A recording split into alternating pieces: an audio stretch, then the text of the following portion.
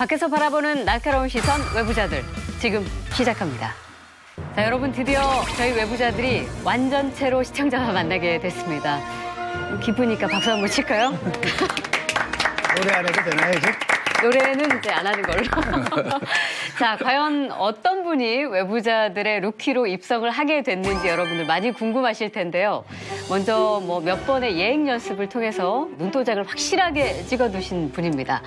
청와대 국가안전보장회의 정책전문위원, 국가정보원과 국방부 정책자문위원, 미 브루킹스 연구소 펠로우십 연구위원이라는 아주 묵직한 타이틀의 소유자입니다. 자타공인 북한 전문가 정오김 전 의원입니다. 어서 오십시오. 네, 안녕하세요. 반갑습니다. 반갑습니다. 잘 부탁드립니다. 이제 고정이신 거죠? 네. 예, 자리도 올라오셨어요. 그러게 말해요. 그 보따리 장사하다가 가게 하나 차린 것 같은 느낌이에요. 그 괜찮은 표현입니다. 저는 원래 국회에 있을 때도 좀 겉돌았던 것 같아요. 그래갖고 어떤 의원님이 한 번은 부르시더니 이 바닥은 실력이 아니고 사활이야. 사활이라는 일본 말을 쓰면서 그래서 좀 줄도 좀 쓰고 그러라고. 근데 그게 잘 안 돼요, 지금까지. 진짜 외부자시네요. 그죠? 네, 그러니까 아주 외부자예요. 아싸라 그러죠, 아싸. 아싸. 아웃사이더. 예. 네. 자, 그리고 유독 주인을 찾지 못했던 자리입니다. 마지막 외부자의 이력을 좀 살펴드리겠습니다. 그리고 유독 주인을 찾지 못했던 자리입니다. 마지막 외부자의 이력을 좀 살펴드리겠습니다. 19대 국회에서 더불어민주당 비례대표 의원을 지냈고 지난 대선에서는 문재인 대통령 후보 선거 캠프에서 전략본부 부본부장을 맡은 후에 청와대에 입성해서 정무기획비서관을 역임했고요. 최근에는 서울시 정무부시장직을 무사히 마치고 돌아왔습니다. 더불어민주당의 전략기획통으로 통하는 진성준 전 의원입니다. 환영합니다. 네, 안녕하세요. 반갑습니다. 잘 부탁드리겠습니다. 예, 우리 진성준 전 의원은 사실은 외부자들은 첫 출연이시면서 바로 고정이시잖아요. 네. 그래서 우리 시청자분들에게 인사와 또 각오 말씀 부탁드릴게요. 네, 안녕하십니까. 진성준입니다. 그간에 서울시에서 조금 있으면서 국회 동향 또 정치권의 동향에 그렇게 민감하게 바라볼 위치에 있지 못했습니다. 말 그대로 외부자로 지내왔는데 적잖이 두렵고 잘할 수 있을까 하는 걱정이 많이 됩니다. 열심히 공부해서 따라가겠습니다마는 잘 부탁드리겠습니다. 네. 반장 선거 나와서 지금 하시는 것 같은 느낌이 좀 듭니다. 너무 모범적으로 하나 봐요, 제가. 좀 이렇게 껄렁껄렁하기도 하고. 발톱을 드러내셔도 됩니다. 그렇습니까? 예. 예. 어떠세요? 좀 새 식구 진진 브라더스 이렇게 하면 좀 합이 좀 맞을까요? 동성이더라고요. 그리고 본이 같아요, 지금. 여양. 네, 동성동본. 아, 그런가요? 예. 한번 따져봐야 되는데, 확률도. 글쎄요. 저 진선미 여성가족부 장관이 네. 또 여양진 씨입니다. 그렇군요. 19대 국회에서 비례대표로 같이 활동을 했는데 진남매 이렇게 네, 서로 부르고 그랬는데 여기서는 진진 브라더스로. 여기도 만만치 않습니다. 서초동 남매라고 불러야 될까요? 옥동 남매 활약 기대해도 되겠죠? 옥동 괜찮지 않습니까? 옥동 남매. 옥동 남매보다 커플이 낫겠네요. 아니죠. 옥동 커플. 맞습니까? 남매해요, 남매. 아니 그 사실은 뭐 긴 시간은 또 아니었지만 원내 대변인 우리 그 정 의원이 하실 때 제가 또 청와대에 있었거든요. 네. 그래서 네. 합을 잘 맞춰본 경험들이 있기 때문에 네. 뭐 크게 걱정하지는 않는데 원래 잘 맞게 돼 있어요. 근데 네. 우리 가끔 또 보면 우리 정호김 의원께서 약간 시크하달까 쌀쌀맞달까 그런 때가 좀 있으시죠. 지난번에도 잘 맞냐고 물어보니까 대답을 안 하시더라고요. 마음에 두고 그거는 계셨어요? 왜냐하면 TV를 보시는 시청자 입장에서는 누가 봐도 케미가 잘 맞는데 그렇죠. 거기다 대고 또 아무렴 제가 진중근 교수님하고 케미가 잘 맞겠어? 진중근 교수님하고 케미가 잘 맞겠어? 안 맞아. 그건 알 수 없지. 그런데 네, 저도 우리 저 정호김 의원님과는 뭐 텔레비전 토론에서도 좀 만나 뵙고 한 적이 있었는데 그때마다 굉장히 차갑다는 인상을 받았습니다. 그래서 전형적인 차도녀시구나. 예. 네? 그럼 저도 한마디 해도 돼요? 아, 진중근 그럼요. 의원님한테? 예. 혹시 제가 그 토론 과정에서 마음의 상처를 드린 게 있다면 좀 해량해주고. 근데 저는 이미 다 용서했어요. 그때. 아, 그러셨습니까? 아니 근데 이제부터 또 시작이신 거 아니에요? 아니요, 나 잘 지낼 거야. 그리고 또 한 가지는 네. 우리 외부자들도 얼마 전까지 노래로 표현을 하잖아요. 네네. 근데 우리는 지금 식구도 경쾌하게 손에 손잡고 아 대한민국을 외치면서 위아더 챔피언스 할 수 있도록 좀 잘 지내봤으면 좋겠어요, 여기서는. 자, 이렇게 3기가 시작됩니다. 예, 새롭게 시작하는 외부자들 본격 토론에 앞서서 대표로 또 이수호님이 한 말씀 예. 하시고, 예. 정말 제대로 이제 우리가 짜임새 있게 이 뜨내기가 아니고 어벤져스급의 이 외부자 이제 하게 됐다는 거 저 스스로도 기대가 되고 시청자분들도 기대를 갖고 지켜봐 주세요. 네. 자, 외부자들 완전체를 기다리고 있었다는 듯이 정치권 뉴스가 어느 때보다도 뜨거웠던 그런 한 주일이었습니다. 우여곡절 끝에 선거제 개편안과 공수처 법안이 패스트트랙으로 지정이 됐죠. 그래서 이제 우리 외부자들이 총평부터 짧게 한마디씩 하고 시작을 하겠습니다. 예, 헝거게임의 승자 진중권입니다. 예, 저는 이 공을 손학규 대표한테 보내고 싶거든요. 왜냐하면 그런가요? 이분이 지금 굉장히 힘들어 하시는데 지금 생각해 보게 되면 작년에 국회에서 이정미 대표하고 손학규 대표가 같이 단식을 했었어요. 그게 이 모든 사태의 출발이었다고 생각을 하거든요. 네. 그다음에 이제 바른미래당 같은 게 굉장히 당내가 복잡하지 않았습니까? 의원들이 뭐 둘로 갈라지고 패로 또 갈리고 이런 가운데서도 자기가 끝까지 밀고 나가서 결국은 이걸 통과시키는 데 혁혁한 공을 세웠고요. 굉장히 중요한 개혁과제잖아요. 개혁과제고 이런 과제들을 하나 이제 일단락하는 사실 불가능해 보였던 것을 그래도 패스트트랙을 성공적으로 이끌어낸 데 대해서 이분들의 노고를 좀 치하고 싶고요. 그다음에 좀 위로 좀 드리고 싶어요. 그로 인해 가지고 이분들이 지금 치르고 있는 네. 이 곤욕 같은 것들 여기에 대해서 위로 좀 드리고 싶고요. 다른 분들은 어떻게?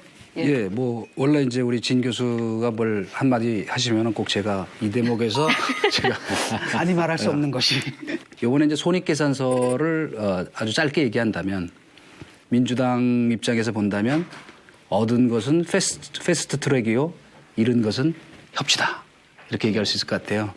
그러나 이제 한국당도 얻은 것과 잃은 것이 있는데 역시 얻은 것을 얘기한다면 내부 결집을 위한 명분을 얻었다. 이렇게 저는 생각하고 잃은 것은 역시 4당 연합에 포위당한 구도. 얻은 것은 명분이요, 잃은 것은 실리다. 이렇게 정리할 수 있을 것 같아요. 네. 네. 저는 그 점이 굉장히 중요하다고 생각해요. 이제 논의를 하자. 신속하게 처리하는 안건으로 지정을 했으니 지금부터 330일 동안 논의를 하자는 그 출발선에 선 것이거든요. 그렇게까지 반대하고 그렇게까지 막 의회 쿠데타가 일어났다고 하고 할 일이 전혀 아니라고 저는 생각해요. 네. 그러니까 과거에도 왜 국회에서 이런 몸싸움이 꽤 많았죠. 근데 그때는 다 최종적으로 국회 본회의에서 의장이 의결하는 그 순간을 막기 위해서 벌어졌던 싸움이었던 것 아닙니까? 마지막 단계였죠. 그렇죠. 근데 상정 단계, 이거는 상정도 아니에요. 아예 법안 제출 단계에서부터 막으려고 하다가 이런 사태가 온 것이죠. 그러니까 저는 자유한국당이 좀 오버를 해도 좀 너무 많이 오버한 거다. 과연 이제 그 패스트 트랙에 올릴 만큼 중요한 과제인데 거기 보면 이제 시급성이라는 또 전제가 또 하나 있거든요. 그리고 특히 선거법 같은 거는 전 세계에서 선거법을 고칠 때는 여야의 보편적인 합의가 굉장히 중요해요. 이거는 그 외국의 사례로 볼 때 선거법을 개정할 때 얼마나 신중한가를 보여주는 대표적인 사례가 미국 대통령 선거거든요. 지난번 트럼프하고 힐러리 클린턴의 대결에서도 그랬고요. 또 그 훨씬 전에 그 부시 대통령하고 알고 때도 그랬어요. 전체 득표수는 알고하고 힐러리 클린턴이 더 많았어요. 근데 그 독특한 선거 제도 때문에 결국 트럼프가 되고 부시가 됐거든요. 그런데 그 사람들은 선거인단 제도 바꾸자는 소리를 안 해요. 문제가 있다는 걸 모르지 않을 거예요. 그러니까 그만큼 신중해야 된다라는 부분을 알기 때문에 그래요. 그래서 저는 이게 개혁과제인 것은 맞는데 좋지 않은 선례를 남겼다라는 것에 대해서는 아마 누구도 부인하지 못할 것 같다는 생각이 들어요. 패스트트랙이 통과되는 과정이 정말 뭐 동물국회나 막장국회다 이런 표현들이 언론에 많이 올랐습니다. 여야 간에 뭐 굉장히 극렬한 몸싸움이 오가고 뭐 불명예스러운 그런 장면들이 참 여러 장면이 남겨졌는데 그 패스트트랙이 통과되는 그날에도 그 심야 첩보 작전 같은 것들이 벌어졌잖아요. 옛날 우리 생각이 나더라고요. 저도 우리가 저랬는데 이런 생각이 나고 이게 웬일이람 이런 생각을 했는데 어쨌든 사개특위하고 정개특위가 회의장으로 추측되는 앞으로 예상된 그 지역을 갖다 점거를 했기 때문에 원천무효 패스트트랙을 반대한다.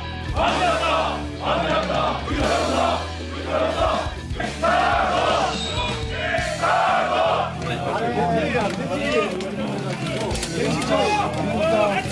결국은 장소를 변경했고요. 그다음에 자유한국당의 특위위원들한테 나중에 연락이 됐겠죠. 그래서 그분들이 처음에 왔을 때 아니면 문이 안 열렸던 것 같아요. 그래서 열어달라 하는 과정에서 서로 이제 몸싸움도 좀 있었고 그랬던 것 같습니다. 근데 재밌었던 건 이제 하나가 뭐냐면 그 김재원 의원이잖아요. 예. 기표소에 들어가가지고 안 나왔어요. 안 나오는 거잖아요. 지금부터 무기명 투표를 실시하도록 하겠습니다. 기동민 의원부터 투표를 시작해 주시기 바랍니다.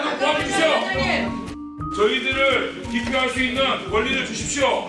스스로 포기한 거로 봐야 돼. 어떻게 손을 포기했습니까? 수많은 시간 걸리게 해봤습니까? 10분이 지났는데도 기표소에 나오지 않은 거? 저건 뭐냐, 표리버스터냐? 표리버스터. 그러니까 이게 딱 보니까 야, 이게 정말 코미디구나. 근데 김재원 의원은 아주 기발한 방식이긴 했고 또 따라서 뭐 물리력을 동원하는 방식은 아니었지만 난 좋았어요, 대단히 위험한 방식이었습니다. 위험하다고요? 회의 방해로 막바로 걸릴 수가 있어요. 그래요, 그게? 예. 네, 그렇죠. 예. 정상적인 표결 행위를 방해한 거잖아요. 그러니까 법적으로 문제가 될 수도 있는 그렇습니다. 거죠. 이 지금 국회 선진화법을 정면으로 위반해가지고 심상정 위원장이 이거는 국회법 위반이다. 라고 고발하면 빼도 박도 못하고 처벌받을 수 아니 있는 그래도 행위라고 그 막 농성을 한다든지 또는 거의 폭력에 가까운 행동보다는 아니 10분 동안 어떻게 할지 생각했다는 거 아니에요? 그 안에 들어가서. 장재원 의원의 그 말은 진짜 그러니까 근데 너무 지금 뭐 18대 국회 제가 그 증인인데요. 사실은 이 선진화법 때문에 이번에 사개특위, 정개특위 참 젠틀하게 몸살인 겁니까? 못 보셨구나, 식구대라. 그러니까 왜냐하면은 그게 이제 이게 잘못하면은 이게 불법이라는 거에 대한 이제 그 우려가 생긴 거죠. 네. 그래서 좀 나아질까요, 진 교수님? 어떻게 보십니까? 나는 차라리 그 장재원 네. 의원이 발언하잖아요. 근데 네. 그 발언이 굉장히 설득력 있게 들렸거든. 입법부의 구성을 결정하는 이 선거제도를 공수처하고 바꿔치기 합니까? 이것이 정의로운 겁니까? 이 제도가 그렇게 좋은 제도입니까? 누더기 아닙니까? 허드레 아닙니까? 허접한 연동형 아닙니까? 그 75석 가지고 권역별로 찢어제끼고 석패로 찢어제끼고 지역주의 타파할 수 있습니까? 이걸로? 위원장님, 이거는 아닙니다. 어떻게 이런 걸 패스트로 태웁니까? 제 정말 매일매일 밤새도록 김신상정 위원장님 머리 맞대고 논의할 용이 있습니다. 패스트에 중단해 주십시오. 의원님 이제 4대입니다. 자, 발언 잘하셨어요. 그 3분 발언하잖아요. 발언하는데 상당히 사전에 힘있게 잘했어요. 그러니까 오히려 그 특위위원장이 잘하셨다고 박수까지 쳐주잖아요. 네. 저는 좀 그런 모습을 보고 맞아요. 싶었거든요. 네. 네. 이수영님 보시기에 이번 문제가 국회 있어요. 대치 과정에서 조금 인상 네. 깊었던 인물이 있다면 누가 있을까요? 역시 뭐 누가 뭐라 그래도 빠루를 들고 나타난 나경원 대표죠. 그러니까 기존에 뭐 사실은 빠루는 일본어죠, 사실. 예. 그렇죠. 그러니까 지뢰 때? 최지뢰. 예. 문제는 그 쇠막대기 들고 나타난 그 이 나다르크의 모습이 굉장히 충격적이고 사실은 재원이라는 표현이 맞는 이미지였잖아요. 그죠? 공부 잘하고 그 똑똑하고 뭐 그 단정하고. 근데 이번에 진짜로 그 투사형의 정치인으로 변신하는 걸 보였다는 점에서는 그건 모르겠어요. 이게 좋은지 나쁜지는. 그러나 이미지 변신에는 확실히 성공했고 말하면 야당 지지 그룹 내에서는 다시 봤다 하는 평가가 좀 그 확실히 생겼죠. 그렇게 스포트라이트 받았던 장면이 제 기억엔 두 개가 있었던 것 같습니다. 하나는 말씀하신 대로 노루발 못법이를 들고 나왔을 때의 모습이고 네. 또 하나는 회의장 앞 복도에 막 이렇게 사람들이 막 모여 있는데 그 앞에서 이렇게 솟아올라서 이렇게 손을 이렇게 탁 지켜주는 장면이 있었어요. 전형적으로 야당의 투사 이미지를 보이려고 했던 것 같은데 네. 그거는 연출되고 기획된 것 같습니다. 이 발판을 준비했다는 거잖아요. 네, 네. 정호겸 의원님은 누가 가장 인상적이셨어요? 저는 그 이해찬 대표님이 사진 찍는 영상이 나왔어요. 지금 생각해 보니까 이분도 굉장히 노련한 정치인인데 혹시 그걸 기획하셨나? 그러니까 한중거리 그러니까 더 열받잖아요. 예. 그러니까 막 빠루도 들고 뭐 밑에 못도 깔고 막 했거든요. 더 격렬하게 했죠. 그러면서 그 다시 한번 돌려보세요. 이해찬 대표가 현장에 나타나가지고 굉장히 진지한 그 눈으로 막 이렇게 스마트폰을 찍는다고요. 증거 사진으로. 그런데 예. 그 진지한 모습이 아예 어떻게 저 여당 대표가 저렇게 하실 수 있지 이런 생각이 안 들고 그냥 우스웠어요, 저는. 아, 정말 우리 정치권의 갈등이 고조가 되면 이거를 좀 중간에 이렇게 나서가지고 어른 역할을 하실 분이 이렇게 없나? 물론 이제 수많은 사람들이 이미 사진을 찍고 있거든요. 근데 굳이 그렇게 자극할 필요가 뭐 있었느냐 이런 생각이 들어요. 네. 그러니까 아니, 네. 이해찬 대표가 한편에 이해되는 게 이를테면 18대 국회에 아주 그야말로 난장판 국회였습니다. 햄머 국회, 뭐 전기톱이 등장하고 막 그랬지 않았습니까? 그러니까 굉장히 격렬한 몸싸움과 투쟁이 막 벌어졌던 때죠. 우리 정호김 의원님이 활약하셨던 18대 국회. 네. 그래서 국회 선진화법이 그래서 입법도 된 겁니다.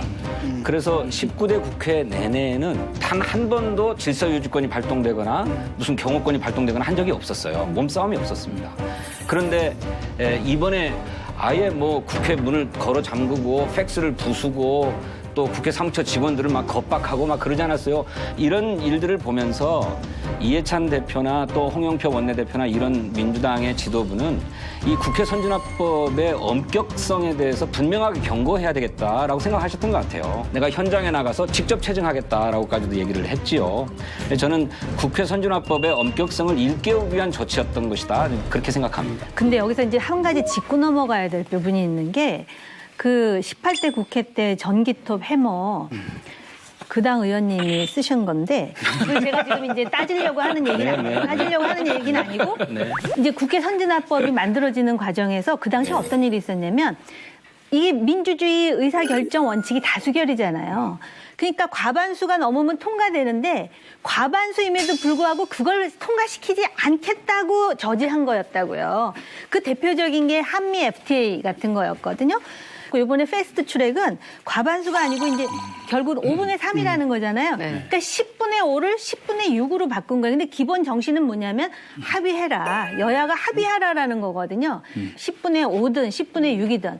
그러니까 그런 부분은 상당히 아쉬워요. 첩보 작전을 방불하듯이 뭐 방을 바꿔가면서 했다 비슷한 논리예요. 그러니까 햄머 얘기하자면은 똑같다는 소리 들으세요. 그러니까 안 하시는 게 난데 그래도 하시니까 아니, 그 당시에 7시간을 화장실도 못 가고 감금돼 있었어요, 저는.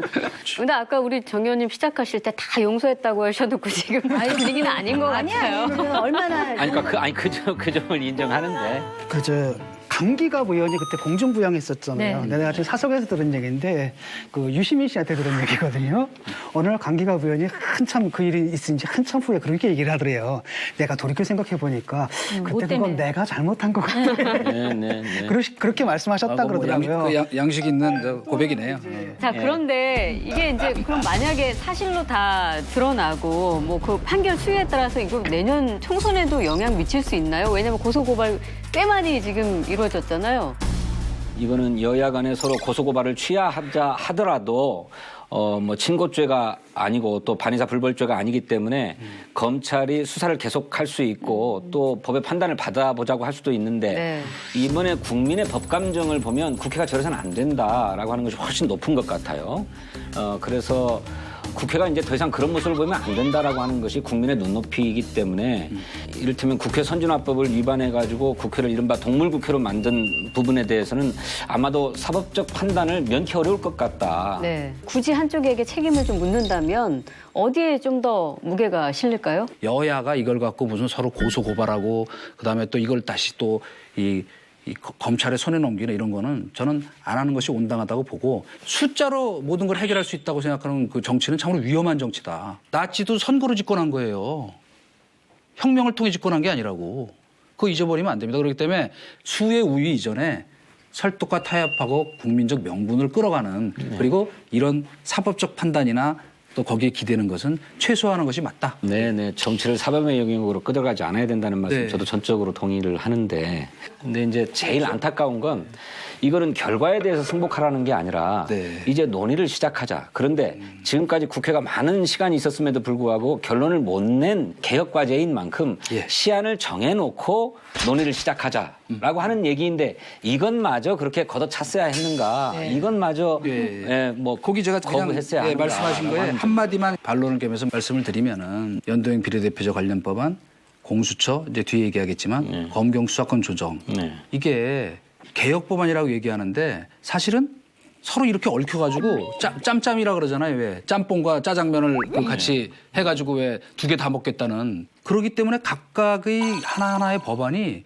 지금 엄청난 나름의 모순점과 문제점을 안고 있단 말이에요. 범여연합이라는 사당연합이라는 게 요 3가지 법안에 각각 자기가 갖고 있는 이해를 짬짬이 해가지고 만들어졌다는 점에서는 저는 상당히 근본적 문제가 있다는 생각은 해요. 이것이 최종적으로 결론을 내는 일이었다면 그럴 수도 있을 것입니다. 가령 선거법을 이번에 통과시킨다. 또 뭐 공수처법을 결론 내는 것이었다라고 한다면 뭐 자유한국당이 결사저지하겠다고 할 수도 있다고 보여져요. 예. 경우에 따라서는. 그런데 그게 아니라 시한을 정해놓고 이제 논의를 시작하자.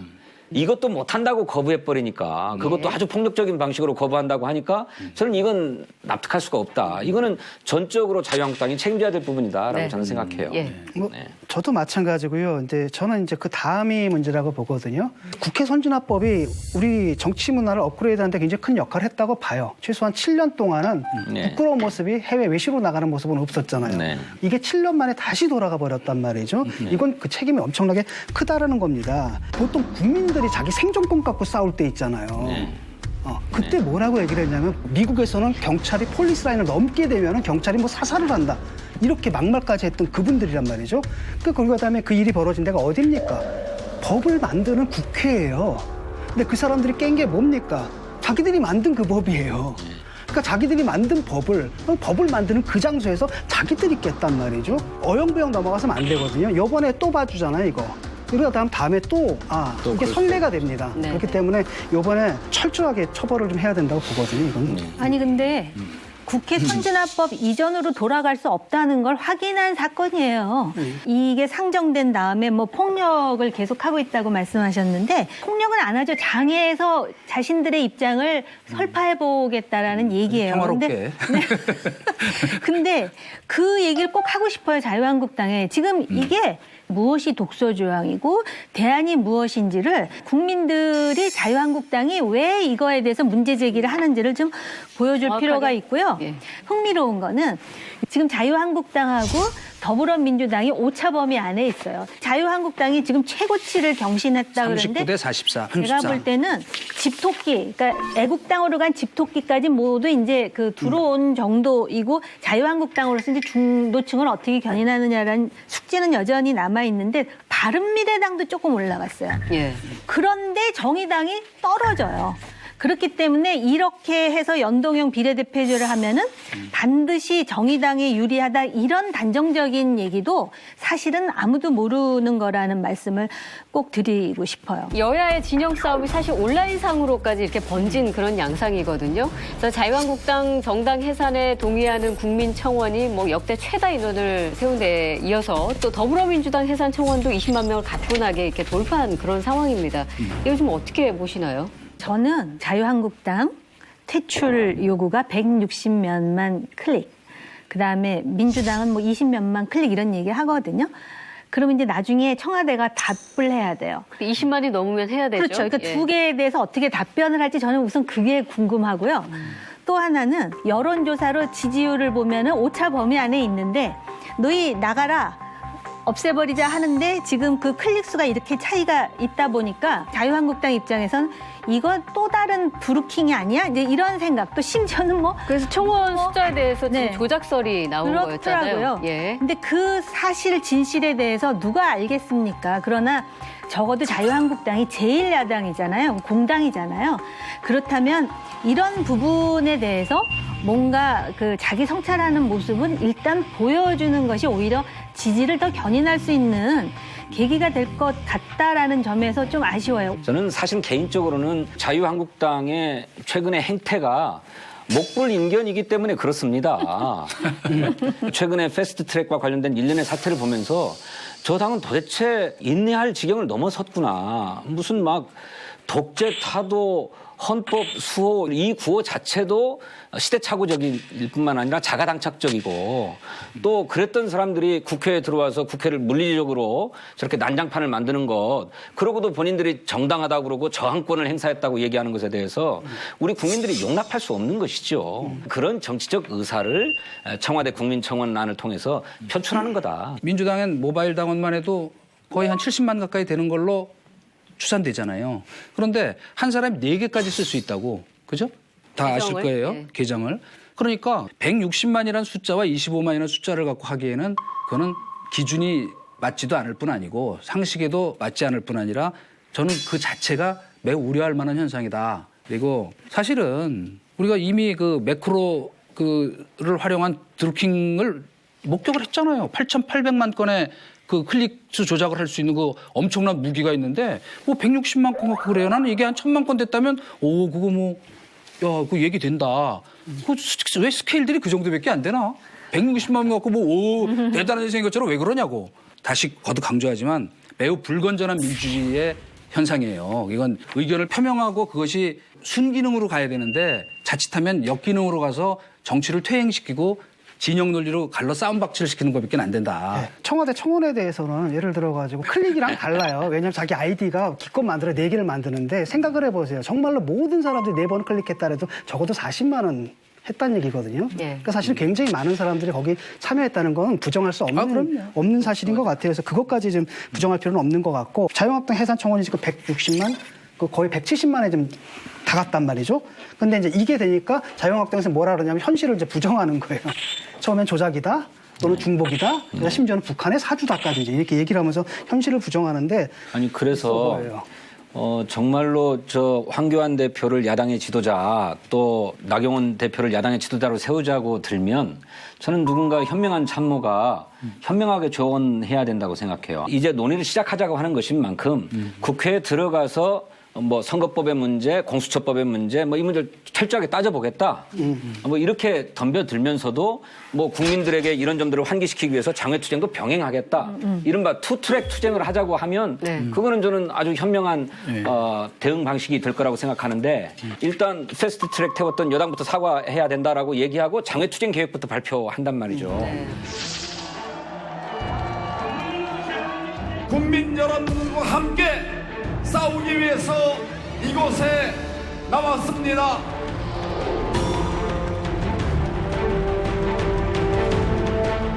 국정파탄 저지하자 좌파 독재 막아내자. 친문 무죄 반문 유죄 이 정권이 말하는 민주주의가 이런 겁니까 여러분? 반드시 대한민국 자유 민주국가로 굳건하게 세워가겠습니다. 믿습니까? 이런 센 발언을 막 누군가 하는 거는 차제의 선명한 야당 지도자 투사로서 자리매김하자라고 누군가 막 이렇게 선동하는 것 같거든요. 그러니까 누군가가 그 코디네이터를 뭐 브레인이 됐든 잘해야 되는데 아 전적으로 저만 믿으셔야 됩니다. 그리고 이상한 소리 하는 사람이 있긴 있나 봐요 그 안에. 참 두 분이 이렇게 마음 깊은 곳으로부터 자유한국당을 걱정해 주시는지 몰랐어요. 진짜로. 감사한데 그 뭐 상당히 중요한 지적입니다. 그리고 결국 어차피 뭐 내년 총선이 됐건 앞으로 3년 뒤에 있을 대선이 됐건 중원 전투가 제일 중요하죠. 그러나 이제 사실은 자유한국당이 울고 싶은데 여당이 뺨 때려준 거예요. 왜냐? 자유한국당을 만약에 그냥 놔뒀으면 복당파, 잔류파, 그다음에 또 전국 운영 방향을 놓고도 노선의 차이가 또 생겼을 거라고요. 아까 얘기했잖아요. 수도권 의원들하고 그 영남 TK, PK 의원들하고는 이해가 달라요. 선거법도 마찬가지예요, 사실은. 그런데 그거를 결집시켜 준 거예요. 발길질하고 한구퉁이로 모르니까. 그래서 우선 그거를 얘기하고 싶고. 그러나 극한으로 어디까지 계속 강경투쟁을 할 수는 없거든요. 그죠? 뭐 그게 한 달이 될지 2달이 될지. 그러나 적절한 시기에 그런 명분이 만들어지면 뭐 돌아올 뿐 아니고 또 타협도 협상도 당연히 또 할 것이고 오히려 그것보다 더 중요한 건 지금 여당의 정치력 회복. 그래서 이 사람들을 다시 장내로 돌아오지 아니할 수 없게 만드는 그 수. 그거를 좀 더 고민해 줬으면 좋겠다. 이 장외투쟁을 계속 하느냐의 여부가 자유한국당의 지지도의 결정적인 변수는 안 될 가능성이 있어요. 일단 보수 결집은 상당 부분 했잖아요. 예. 그리고 나서 이제 어떤 상황이 벌어지냐면 근데 결집을 하기 전에 황교안 체제에 대한 지지를 어떻게 보느냐. 황교안이라는 인물이 등장해서 올라간 것이냐 아니면 5년 정권에 이맘때쯤 되면 반사 이익이라는 게 있어서 올라가게 돼 있어요. 뭐 잘 안 되는 것도 있고 또 장관이라든지 헌법재판관 임명하는 거 보니까 오만한 것 같고 그런 거에 대한 피로감도 있잖아요. 그래서 제가 볼 때는 이 장외투쟁 내지는 공수처 이게 변수가 아니라 이제 내년쯤 되면 경제가 더 큰 변수가 될 수가 있어요. 정치가 움직이려면 참 명분이 필요한데 저는 그 명분을 막 자기 논리의 연장선상에서 찾으려고 하면 안 된다고 생각합니다. 이를테면 패스트 트랙을 통해 가지고 우리가 이렇게 싸움을 벌였고 그런 결과로 바깥으로 나왔으니 그 패스트 트랙 태운 데 대해서 사과해라. 그래야 우리가 들어갈게. 이러면 저는 답이 없다고 생각하고. 뭐 그거는 맞아요. 네. 예. 지금 당장에 이제 정부 여당이 추가 경정 예산안을 내놓고 이걸 빨리 처리해야 되겠다라고 얘기하고 있지 않습니까? 이거는 민생에 관한 문제니까 민생에 대해서는 초당적으로 협력하겠다라고 얘기하고 그냥 들어와 버리면 저는 박수 받을 일이라고 생각합니다. 어쩌면 그게 역시 명분을 준 거고 전략통이시네요. 잘 받은 맞아요. 거죠. 예. 근데 그게 참 쉽지는 않아요. 기왕에 뱉어놓은 얘기가 있어서 소위 이제 선진 민주주의 뭐 정당 체제라고 하는 나라에서 이런 상황이 되잖아요. 그러면은 이제 제1야당이 벼랑 끝에 서 있는 거잖아요.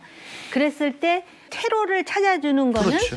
바로 여당의 리더십이거든요. 그거지. 근데 지금 분위기가 나쁘지 않아요. 왜냐하면 지금 원내대표가 교체되고 있잖아요. 그렇죠. 네. 그러니까 지금 나가는 원내대표가 내가 이런 상황, 이런 개혁 입법을 만들면서 뭐 이렇게 그 합의를 하려고 했으나 자유한국당이 이런 상황이 벌어져서 내가 여당의 원내대표로서 유감으로 생각한다.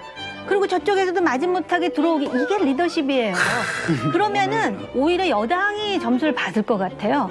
우리가 원하는 건 좀 큰 정치를 보고 싶은 거 아니겠습니까? 그렇죠. 네. 한번 가서 조언해 보세요. 이미 사당 원내대표가 그렇게 했죠. 패스트트랙 지정된 후에 정말 유감스럽다. 그렇지만 이제 논의의 출발선에 섰으니까 들어와서 함께 논의하자 이렇게 얘기를 했습니다. 그러니까 한 번 더 그러면 한 김에 나가는 마당에 못 이기는 척 들어와야 되는데 당장 삭발을 하셨잖아요.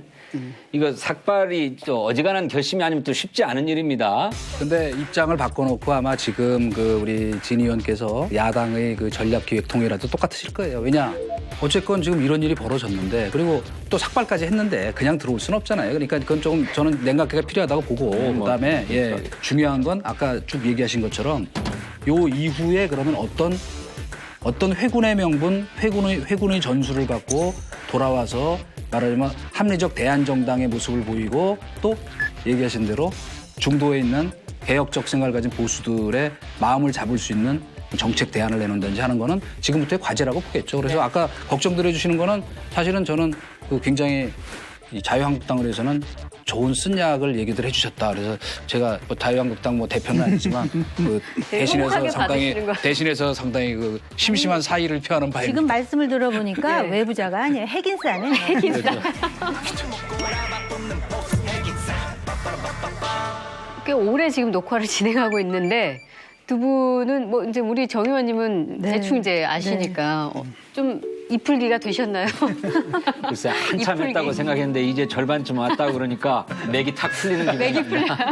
다시 힘을 내셔야 합니다. 이게 패스트 트랙이 아니라서. 완행열차. 패스트트랙 지정이 법안 표결이 된 것은 아니기 때문에 이제 선거제와 개혁 입법 논의는 사실상 이제부터가 본격 시작인 셈입니다. 그동안은 우리 이제 고유 1번 우리 진 교수님께서 이제 이런 모든 과정들을 다 개요를 설명해 주셨는데 이게 4년 만에 얻어낸 아주 값진 그런 성과였죠. 발단이 된 건 2011년 사고였죠. 이런 이야기를 해도 될 정도인 것 같죠. 파리에 가면 에뚜알이라고 있잖아요. 굉장히 많은 사람들의 관심이 집중됐었죠. 예, 이번 사건은 2017년에 진 넘버 2께서 이제 앞으로의 패스트트랙 절차 좀 설명 좀 해주실까요? 네. 최장 330일 동안 논의를 하고 그 결과를 낸다라고 하는 게 이제 패스트 트랙인데 정치개혁특별위원회와 사법개혁특별위원회 이 두 개의 위원회에서 논의를 최장 180일 동안 진행을 해야 됩니다. 네. 그렇게 상임위에서의 180일 법제사법위원회에서의 90일, 그다음에 본회의 부의기간 60일, 해서 최장 330일이 걸린다고 하는 건데요. 네. 그러면 너무 늦습니다, 사실. 다음 총선 한 달 전쯤에야 겨우 이 선거법 등을 처리하게 된다고 하는 건데, 그러면 사실상 총선을 치를 수가 없죠.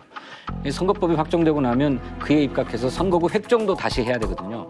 근데 이 선거구 획정도 이게 여야 간에 아주 지리한 싸움을 요하는 문제입니다. 또 개별 의원들의 이해관계도 다 얽혀 있는 문제이기 때문에 더 복잡해질 수가 있지요. 그리고 참고로 상임위에서는 이제 180일인데 이걸 갖다 90일로 줄일 수가 있고요. 네, 안건 조정제도를 그렇죠. 통해서. 그다음에 법제사법위원회에서는 최대 90일인데 이건 뭐 할 수 없습니다. 네. 왜냐하면 위원장이 자유한국당 의원이기 때문에 이분이 끝까지 90일을 끌 거로 예상이 되거든요. 예. 반면에 이제 60일은 언제라든지 뭐 국회의장이 맘만 먹으면 부의할 수 있기 때문에 사실 그 60일을 빼게 되면 최단 180일 안에도 사실 처리가 가능한 거죠. 근데 이 패스트트랙 지정에 있어서 바른미래당이 내놓은 공수처 법안이 사실 돌발 변수인 것 같습니다. 권은희 의원의 이름으로 발의한 별도의 공수처 법안까지 지금 2개 법안이 동시에 패스트트랙에 올라간 거잖아요. 그 차이를 조금 설명해 주신다면요. 본질적인 부분에서 같다고 해도 세부에서 상당히 큰 차이가 납니다. 네. 일단 기관명이 고위공직자 범죄수사처고요. 더불어민주당은 저쪽에서는 고위공직자 부패수사처 이렇게 돼 있고요. 그다음 수사 대상도 특정 고위공직자 범죄 전반을 더불어민주당에서는 주장하고 있는데 반해서 바른미래당에서는 고위공직자와 그 가족의 부패범죄, 그러니까 범죄의 그 성격을 갖다 한정을 해놓은 거죠. 그다음 인사권 같은 경우에 이제 더불어민주당 안에서는 근데 공수처에서 수사 검사들을 임명을 할 때 그 임명권을 대통령한테 주자라는 안을 내놓았고요. 반면에 바른미래당에서는 그 권한을 수사처장한테 줘야 된다. 네. 이렇게 얘기를 하고 있고 또 이제 중요한 게 기소권이거든요. 기소권을 더불어민주당에서는 공수처가 가져야 된다라고 하는데 반해서 바른미래당에서는 공수처 기소 시에 기소심의위원회에서 공수 제기 여부 심의 의결 하나 절차를 더 거치게 한 거죠. 네. 진 의원님 보시기에는 이 바른미래당의 공수처 법안, 소위 권은희 안에 대해서 어떻게 보고 계세요?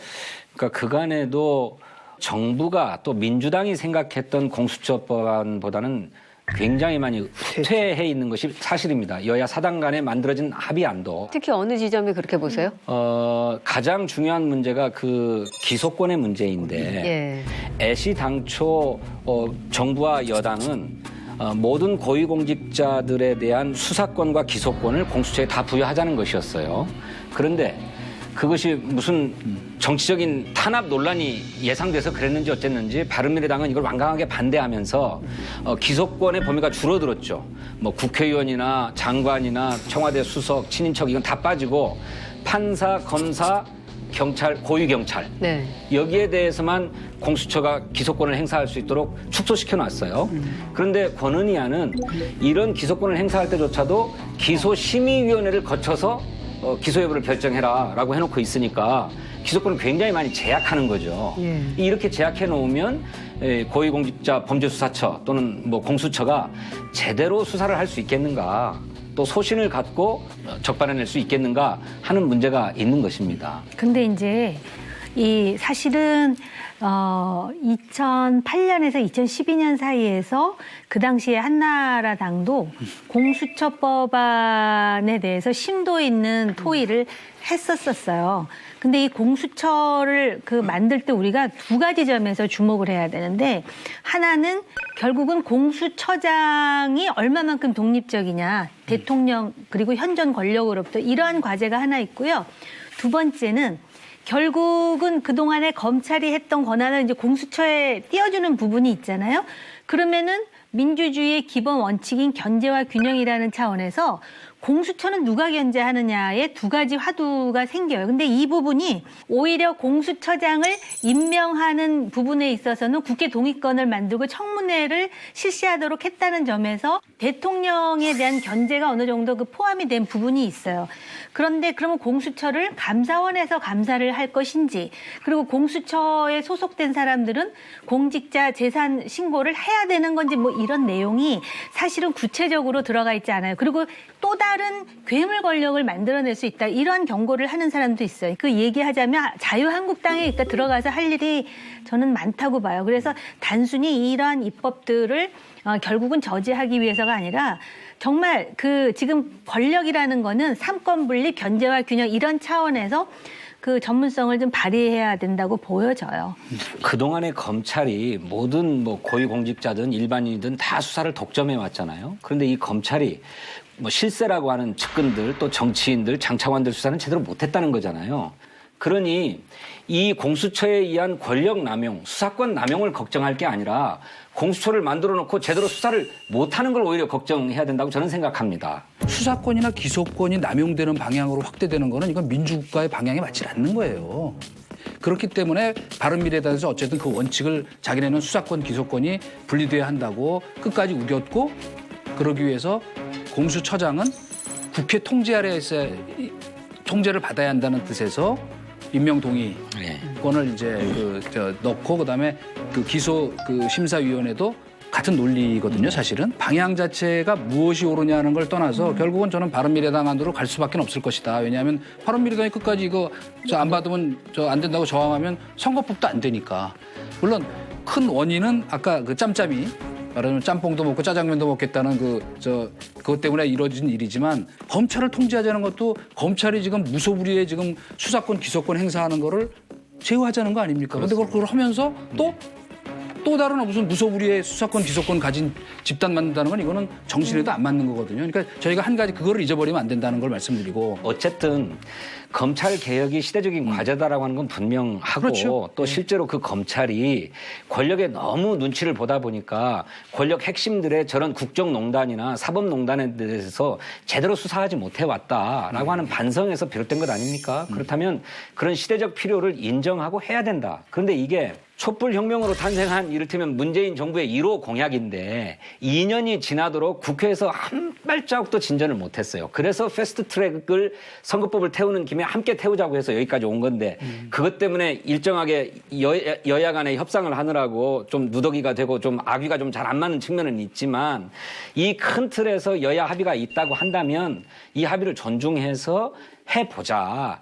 이렇게 봐주시는 것이 저는 뭐 근데 이렇게 생각합니다. 의원님 만약에 지금 공수처 법안이 2개 올라와 있는데 이게 이대로 갈 수는 없지 않습니까? 그러니까 어떻게 조정이 될까? 이수석님께서는 이거 결국은 바른미래당에서 낸 권은희안으로 가지 않겠느냐. 이게 무너져서 만약에 공수처 법안이 안 되면 자동으로 저 선거법도 잘 가다가 뚝 떨어질 수밖에 없는데 그게 가능하겠어요? 아니 역으로 선거법이 바른미래당이나 이쪽 정당의 입맛에 딱 맞게 만들어진다면 공수처 법안이 바른미래당 입맛에 안 맞아도 통과시켜야 될 수도 있지요. 그래서 2개 안이 뭐 국회 본회의에 마지막 표결에 다 올라간다라고 하는 거는 뭐 바람직하지 않다고 생각하고 그 사이에 충분한 논의를 통해서 단일안을 만들어내는 것이 좋다고 생각합니다. 네. 그리고 그런 과정에서는 논의에서 빠져 있었던 자유한국당도 들어와서 함께 더 좀 정합성이 높은 공수처 법안을 만들어내는 것이 좋겠다라고 저는 생각해요.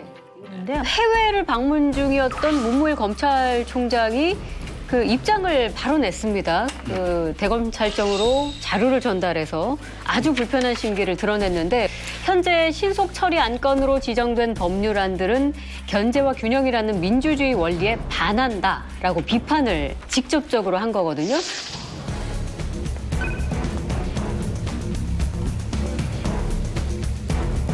과거 검찰의 업무 수행에 관해서 시대적인 지적이 있다는 것을 잘 알고 있습니다.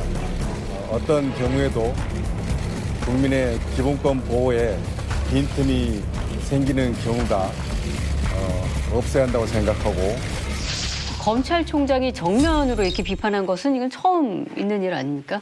민주당 내부에서는 사실 당혹스러운 입장입니다.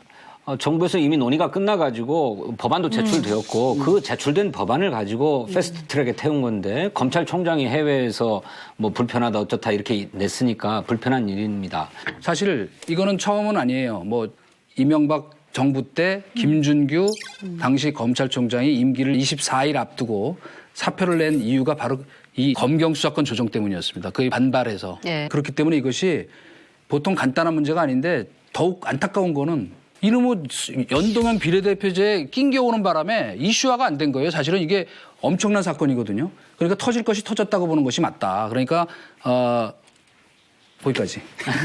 혼자 다 얘기하면 안 되니까. 저 검찰총장이 본인도 검사고 검사 동일체의 원칙이 살아있는 조직이니 검찰의 수장으로서 앞으로 영을 세우자고 해도 검사 편을 좀 들어주는 얘기를 해야죠. 저는 그런 조직적 차원에서 이해합니다. 근데 다만 적절하진 않다고 생각합니다. 정부 내에서 합의가 이루어진 사안입니다. 물론 검찰총장은 배제되었다고 하지만 검찰의 의견을 법무부 장관이 충분히 대변에 와서 조정하고 타협해가지고 그 검경 수사권 조정 방안을 확정하고 합의하지 않았습니까? 그렇게 해서 이제 국회로 넘어와가지고 패스트트랙에 태워진 건데 2년 동안 한 발짝도 진전을 못해서 정치적으로 수를 낸 것이 패스트트랙인데 이거를 검찰총장이 불편하다고 얘기한단 말입니까? 저는 대단히 부적절했다. 제가 보기에는 그 문무일 검찰총장은 2번 그만두실 기회를 놓쳤었어요. 첫째는 뭐냐. 2017년 가을에 본인이 적폐청산 수사 연내에 끝내겠다 그랬는데 중앙지검장이 그 다음날 그걸 깔아뭉개듯이 우리는 계속한다 그래가지고 지금까지 계속하고 있죠. 그리고 문재인 대통령께서도 적폐청산 수사는 살아있는 수사기 때문에 계속할 수밖에 없다. 사실은 정상적으로라면 그때 그렇게까지 자기의 어떤 그 지휘 명령권이 떨어졌는데 땅에 그만뒀어야 한다는 아끼는 분들의 얘기가 많았죠. 그런데 제가 부추기는 얘기를 하는 건 아니고 원래 이제 나가기 전에 사의 표명을 하겠다는 의지를 밝혔는데 주변에서들이 이제 말려서 그러지 말고 일단 갔다 오시는 게 좋겠다. 그래서 나갔는데 이걸 앞당겨 들어오고 또 더구나 해외에서 냈다는 것은 사실은 심상한 일이 아니죠. 그리고 저는 사표를 낼 것으로 봅니다. 왜냐하면 그러지 않을 거면 이런 분란을 일으킬 그 성품이 아닌 분이기 때문에 여기서 더 이상 물러날 수 없다고 하는 뭔가 비장한 그 결의도 있었으리라. 저는 왜 그 문무일 검찰총장이 이런 말 하지 않았어요? 농부는 비 올 때를 기다리고 또 뽕 따는 안악내는 흐린 날을 기다리고 하늘 노릇하기 참 힘들다. 임명장 수여식 그런 때 말 그 얘기를 했었어요. 했죠. 네. 근데 이제 하늘 노릇이라고 생각하는 그 발상, 그 부분도 그렇고요.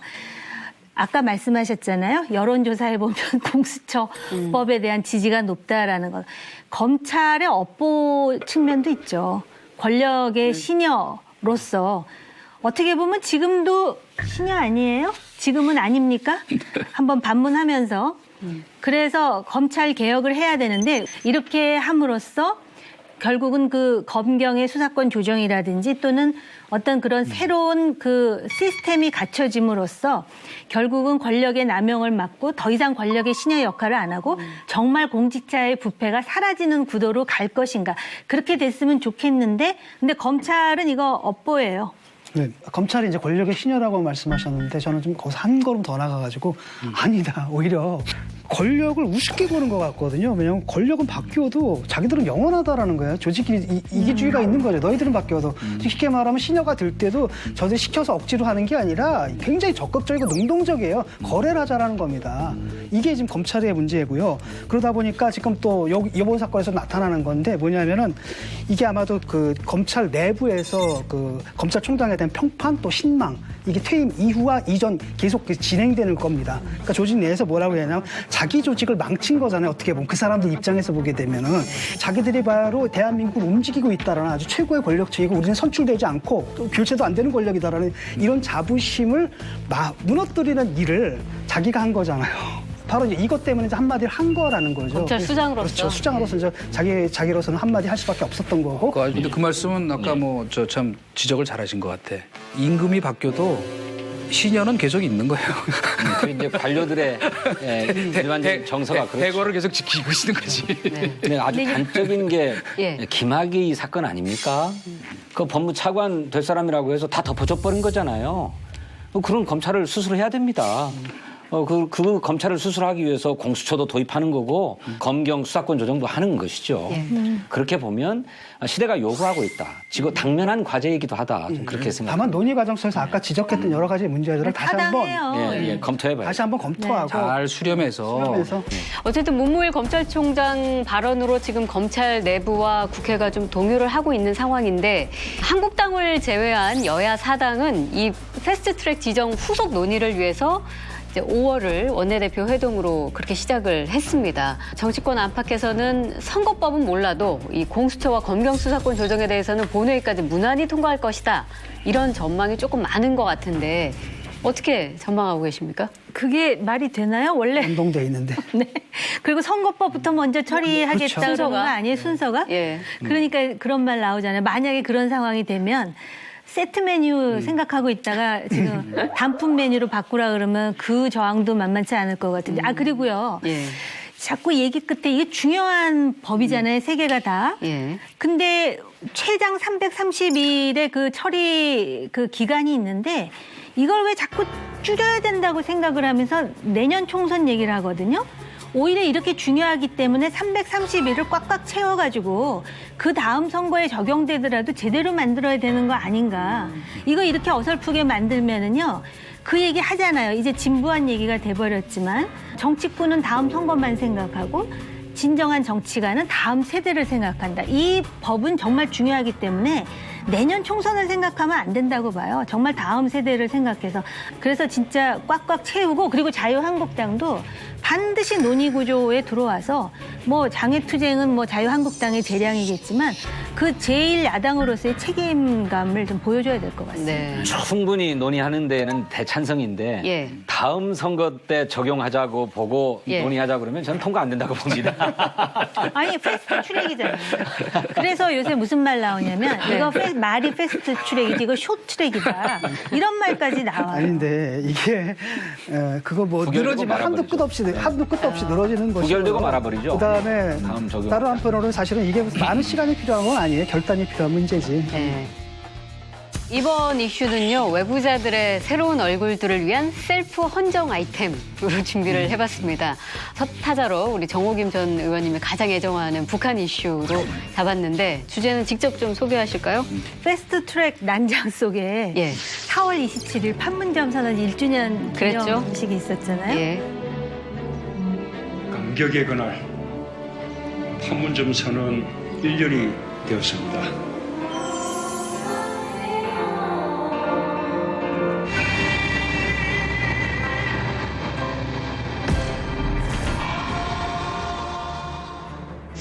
백그라운드 뮤직으로 양수경의 당신은 어디 있나요? 딱 나와야 돼. 아니 결혼 1주년 기념식인데 신랑이 없는 거예요. 내지는 신부가 없든지. 저는 좀 이런 벌써 1년 말씀하실 줄 대량 알았는데. 난감에 대량 난감. 예능감이 진짜 근데 다음 주가 이제 예. 문재인 대통령의 취임 2주년입니다. 그래서 남북미 국제관계, 또 러시아, 일본까지, 중국까지 이런 상황에서 한국 정부가 이게 왕따가 되는 게 아니냐. 미국하고 일본하고 정상회담했죠. 그러면서 트럼프가 무슨 말 하냐면 일본과 북한과의 정상회담을 도와주겠다 그랬어요. 그리고 중국의 칭다오의 관함식에 일본 배가 우길기를 아주 당당하게 세워놓고 입장을 하잖아요. 중러 관계는 뭐 말할 것도 없고 그리고 러시아하고 일본은 6월에 만나서 평화조약 문제를 얘기한다 그러고요. 지금 슬슬 일본 발동 걸기 시작하고 러시아가 이제 숟가락 얹기 시작하고 이런 상황에 대해서 우리가 과연 그 나라들하고 지금 정책 조율은 잘 하고 있는지 거기다가 미국과 동맹 관계인데 정책 조율은 차치하고 정보 공유는 제대로 하고 있는지 그래서 지난번에 이수석께서 그 말씀 하셨잖아요. 미국 사람들 중에 이런 볼멘 소리를 하는 사람들이 있다. 한국의 정보를 주면 그게 북한이 알고 있더라. 이런 말을 한다라고 할 정도로 지금 굉장히 가까운 동맹 관계라 그러는데 불신의 늪이 여전히 자리하고 있다라는 것이죠. 그리고 이런 상황에서 우리가 거의 왕따처럼 된 이 현실을 극복하기 위해서 초당적으로 머리를 좀 맞대야 될 것 같아서 화두로 제시해 봅니다. 네. 정 의원님, 저 대한민국이 국제무대에서 왕따다라고 말씀하시는데 굉장히 의외입니다. 동의하기도 어렵습니다. 문재인 대통령처럼 지금 활발하게 한반도 주변 국가들과 정상 외교를 그야말로 존중과 신뢰를 받으면서 진행한 예가 있었습니까? 과도한 평가라고 생각합니다. 네. 미일 정상회담에서 일본이 북한과 정상회담을 추진하는 것을 적극적으로 도와주겠다라고 트럼프 대통령이 얘기한 것 우리 정부 입장에서 반대할 일이 없습니다. 그렇게 해서 북일 관계도 정상화되면 좋지요. 그것이 한반도 평화를 위해서 도움이 될 거라고 저는 생각합니다. 또 미국이 우리한테 정보를 주면 그게 북한에 가 있더라. 그건 우리가 넘겨줘서 그렇다는 얘기인가요? 그런 것을 암시하고 있는지 모르겠는데 북한도 자기 나름의 정보력이 있으니까 파악할 수 있는 것인데 무조건 우리가 북한에 무슨 정보를 제공해 주는 것처럼 얘기하는 것도 저는 섣부른 얘기다. 아무 근거도 없는 얘기다. 이렇게 생각해요. 자, 그러면 가장 최근에 있었던 북러 정상회담 이야기 먼저 좀 해볼까 하는데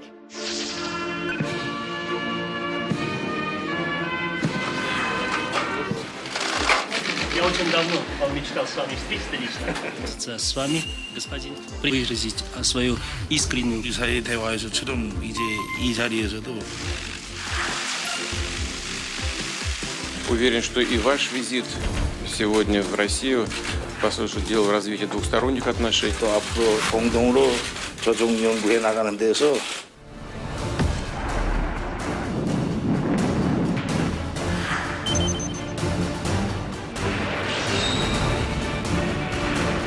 북한은 더 무거운 탄두를 싣고 더 멀리 갈 수 있는 새로운 미사일을 개발할 가능성도 배제할 수 없습니다.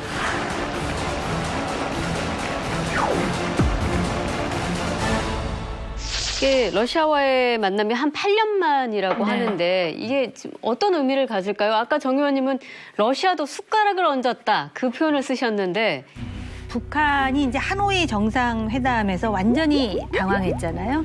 그런 상황에서 러시아에게 손짓을 할 수밖에 없어요. 그리고 김정은은 그런 계산을 했을 거예요. 푸틴하고 트럼프 사이가 뭐 러시아 스캔들까지 날 정도로 막역하니 지금 우리 입장을 얘기해달라 뭐 그런 정도의 외교적인 요청을 했을지도 모르죠. 그럼 푸틴 입장에선 어떤가? 지금 한반도 문제에 있어서 러시아가 과거에 비해서는 상당히 좀 거리가 있었는데 이번에 육자회담 얘기를 하지 않습니까?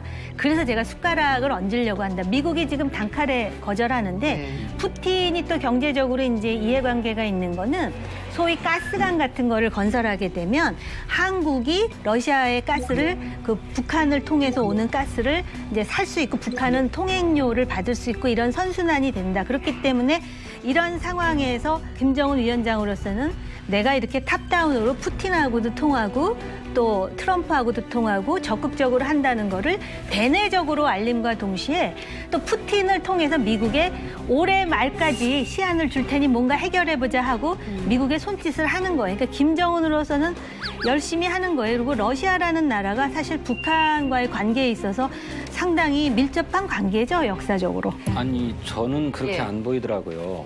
중국이나 러시아의 힘을 끌어들여서 미국하고 좀 상대를 해보겠다라고 하는 의도로 북한이 달려간 건데 저지간 우리 입장에서야 그것이 바람직하지 않은 진영 구도를 다시 일으켜 세우는 어떤 계기가 될 수 있어서 불편한 외교 현상이지만 그러니까 소위 북중러대 한미일 구도를 말씀하시는 거죠? 북한의 입장에서는 자기 나름의 합리적인 어떤 대응 방식일 수밖에 없는 것 아닙니까? 이제 그래서 그런 진영 구도가 부활되기 전에 미국과 북한이 또 한 남북 미가 함께 한반도 문제를 타결하는 큰 틀의 타결들을 만들어내는 것이 더 시급한 일이라고 생각해요. 그러니까 적어도 이 사람들이 레토릭으로 떠드는 걸 들어보면은 이제 과거로 다 후퇴한 거예요. 쉽게 말하면은 그 하노이 회담에서 깨졌잖아요. 그 상태가 뭐냐 싱가포르 회담 이전으로 돌아간 겁니다. 미국의 요구는 그냥 니들 핵 무장해라. 우리 제재 계속하겠다. 근데 북한의 입장에서 또 육자회담으로 돌아간 거예요. 협상을 하면서 힘겨루기로서 나도 네가 한 걸음 물러나냐? 그럼 나도 한 걸음 물러날 수 있어. 그다음에 좀 말이 좀 심해져요. 그런데 최선희가 뭐라 그랬냐면 니들이 한다는 선택이 우리가 먼저 할 수도 있어. 이렇게 얘기를 하고. 볼턴 같은 경우 아주 심각한 얘기가 나왔는데 요번에 그 신문에다가 그 군사 옵션 얘기까지 득 흘리고 있단 말이죠. 이런 상황인 거죠. 그 지금 이번에 북러 정상회담을 들여다볼 때 이제 가을만 지나면 트럼프하고는 더 협상할 일이 없어. 왜?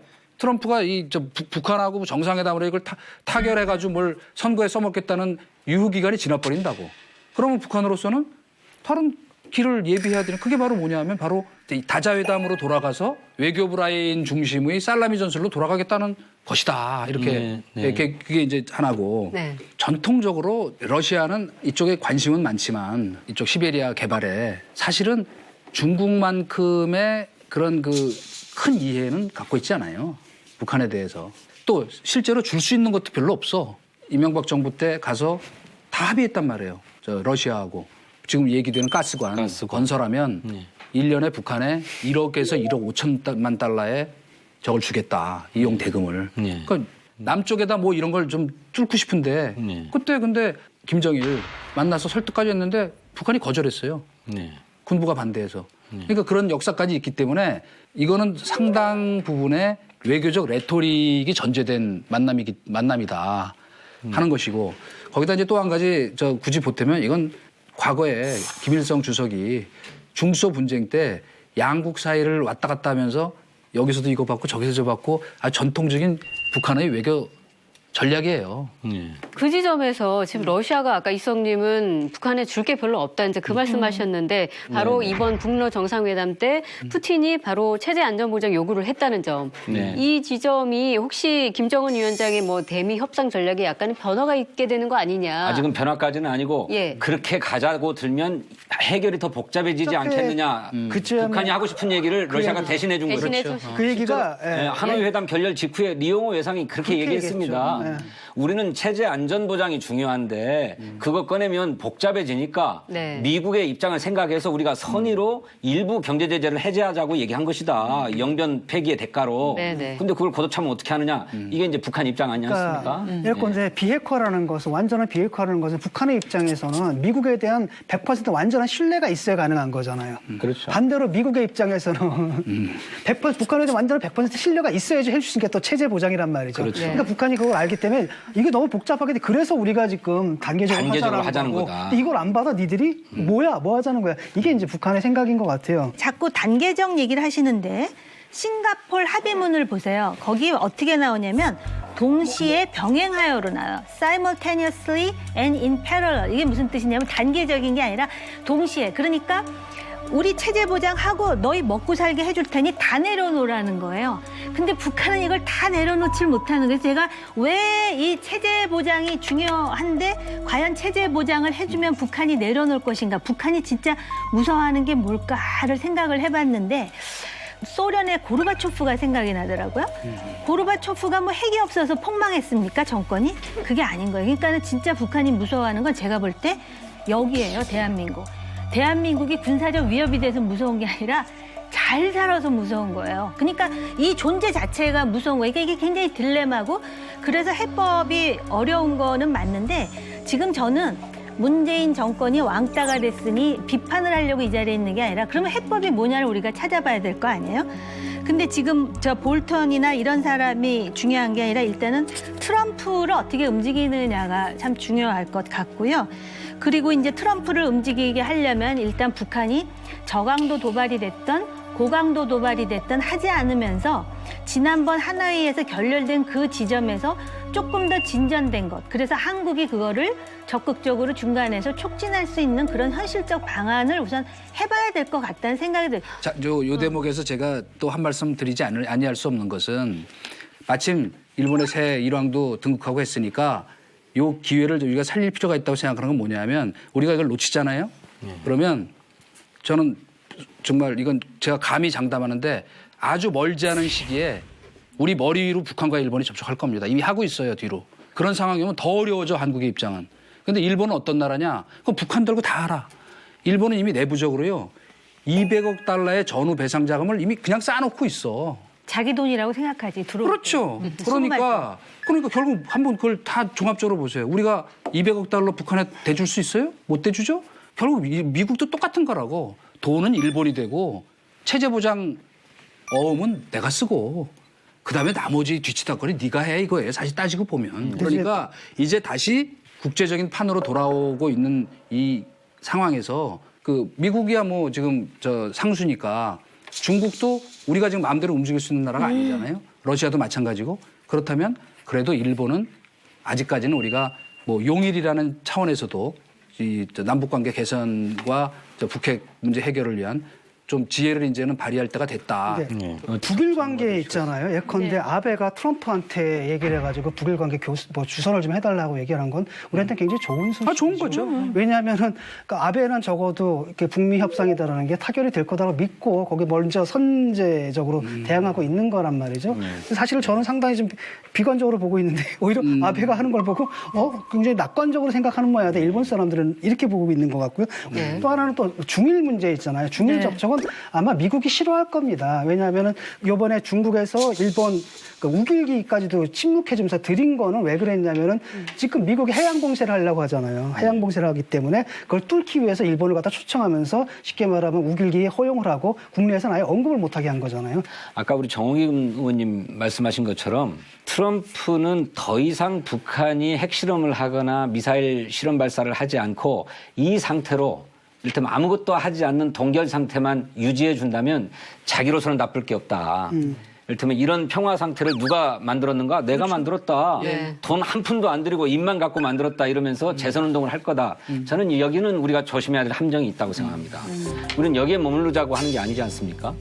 북한이 여전히 핵을 보유하고 있고 또 이걸 개발할 잠재력을 가지고 있는 상황에서 더 이상 실험하지 않으면 좋다는 정도로 우리는 만족할 수 없어요. 그리고 시한이 12월까지예요. 그렇죠. 그럼 아주 환영할 만한 발언이죠. 네, 그래서 설령 미국이 그런 정도에 만족한다 할지라도 우리는 그럴 수 없다라고 하는 점을 분명하게 하고 미국을 적극적으로 끌어내야 된다. 저는 그렇게 생각합니다. 오랜만에 우리가 진짜. 저 화기애애하게 그 의견 결집이 되네. 아니 언제는 뭐 저 민주당은 북한 핵을 용인하자고 하는 주의였습니까? 왜 그러십니까? 비핵화 하자는 거예요. 최근 상황을 하나 이제 알려드리자면 북한이 답답하니까 누구랑 또 손을 잡기 시작하냐면 이란하고 자꾸 접촉을 하는 거예요. 근데 사실 트럼프는 이란을 북한보다 더 싫어하거든요.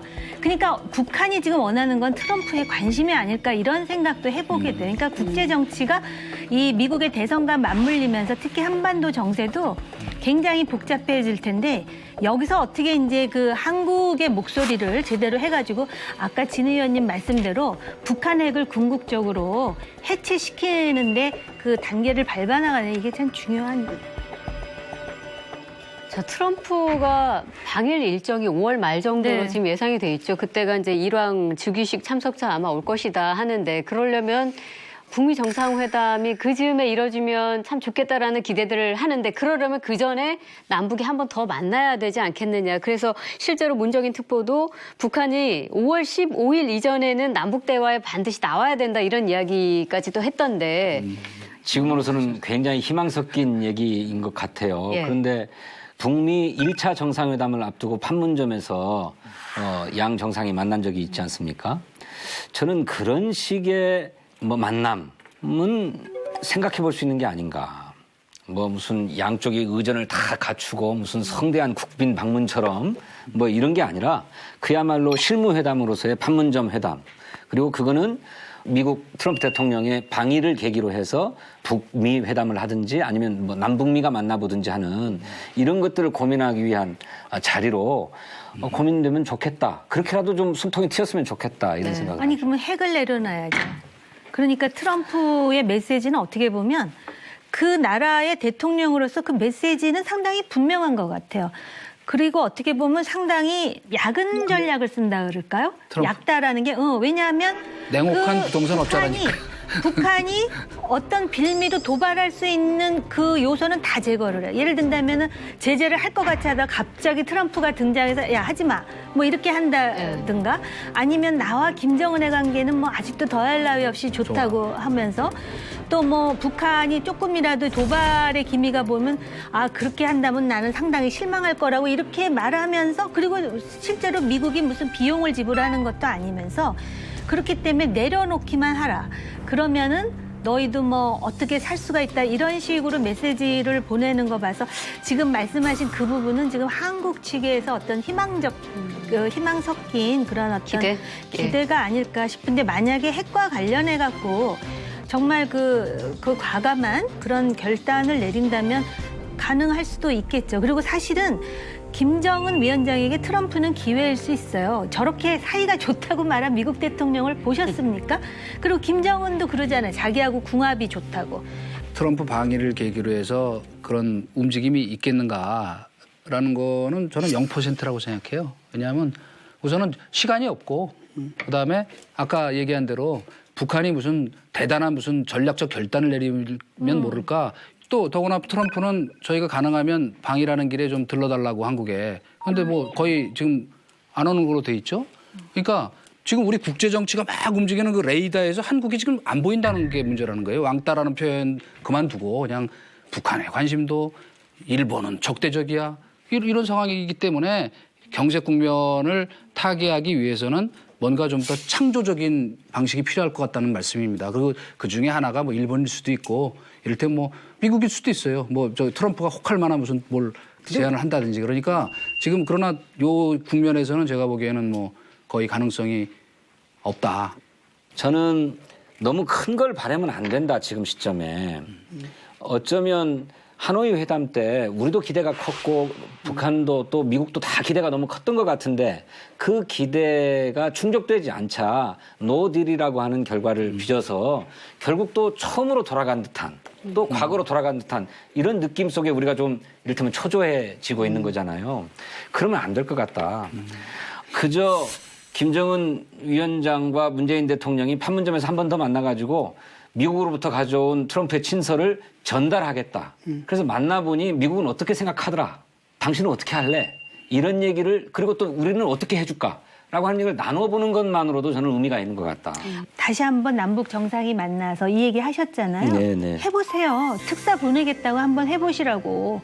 그러니까 받든 안 받든 그런 시도를 해갖고 저쪽이 안 받는다 해서 우리가 무슨 뭐 쪽팔릴 일도 아니에요. 원래 그런 북한 아닙니까? 그렇게 하면 이제 저쪽에서 또 대응이 있겠죠. 무슨 뭐 오지랖 넓은 중재자 하지 말라라는 동 뭐 이렇게 뭐 얘기가 나올 거예요. 그러면 적어도 국민들 차원에서 아 대통령이 이렇게 노력을 하는데 저 북한의 반응이 저 정도구나라는 걸 또 이제 가늠할 수 있잖아요. 그리고 또 한 가지는 소위 안보나 북한을 하려는 보수 정치권들에 속한 논객들이라든지 전문가들 있잖아요. 대통령하고 한번 머리 맞대고 그 사람들 얘기도 한번 들어보세요. 그러면은 서로 오해한 점에 대한 이해도 되고 우리도 지금 많이 풀리지 않았어요, 진 교수님? 네? 아, 뭐 그런 식으로 우리야 뭐 그래 야 외부자지만 어쨌든 그런 시도를 할 필요는 있다라고 보여집니다. 자, 오늘 처음으로 고정되시고 두 분 첫 방송이셨는데 소감 어떠신가요? 굉장히 빡센 토론이네요. 앞으로 제가 공부해야 될 게 굉장히 많구나 이런 생각을 했습니다. 처음과 끝은 진 의원님 이렇게 다소곳하게 손을 아래로 내리시는 걸로. 우리 정 의원님은 어떻습니까? 오늘 케미가 좀 불타오른다 막 이런 느낌도 받기도 했는데. 뭐 생각이 다르던 어찌됐든 간에 그래도 문제의식은 같은 것 같아요. 이 문제를 어떻게 해결하느냐에 대한 고민은 공유하고 있는 거 아니겠어요? 그런 점에서 조금 더 얘기를 하면 누가 압니까? 또 진 교수님, 진 의원님, 우리 케미가 같은 이수성님뿐만이 아니라 우리가 또 합의에 이를지 패스트 트랙으로. 그게 된다면 진짜 끝내주는 거죠. 진진 브라더스와 옥동남매의 케미 다음 주에도 계속됩니다.